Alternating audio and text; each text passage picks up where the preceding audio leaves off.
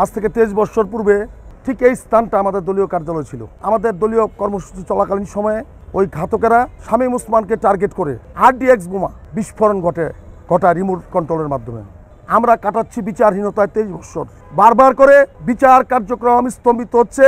সেটা শুরু হয়েছে জোট সরকারের আমলে। 2001 সালে আজকের যে মামলার বিচার হচ্ছে, এই মামলার চূড়ান্তভাবে নিষ্পত্তি করেছিল বিএনপি সরকার। পরবর্তীতে মহামান্য উচ্চ আদালতের দ্বারস্থ হয়ে আমরা প্রতিকার চাই।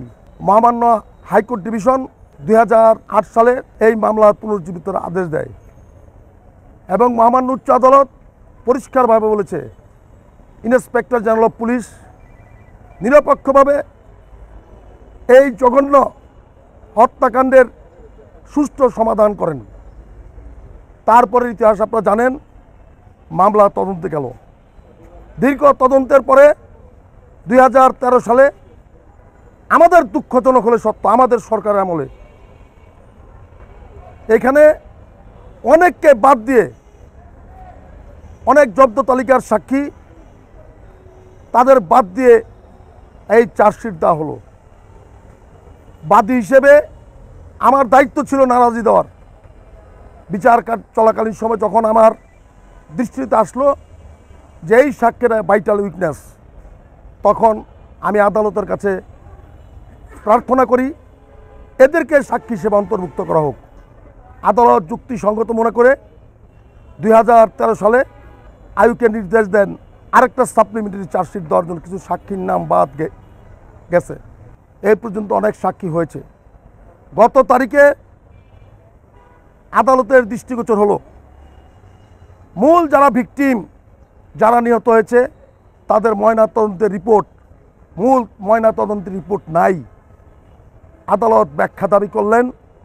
বর্তমান আয়ু সেই ব্যাখ্যা দিয়ে বললেন, জোট সরকারের আমলে যিনি তদন্তকারী কর্মকর্তা এএসপি, সিআইডির এএসপি আমিনুল ইসলাম, উনি আমাদের এই পোস্টমর্টমের রিপোর্ট দিয়ে যান নাই।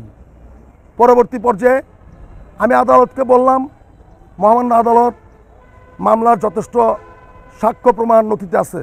আদালতকে আমি বলেছি, মাননীয় আদালত, এটা একটা ষড়যন্ত্রমূলক ঘটনা।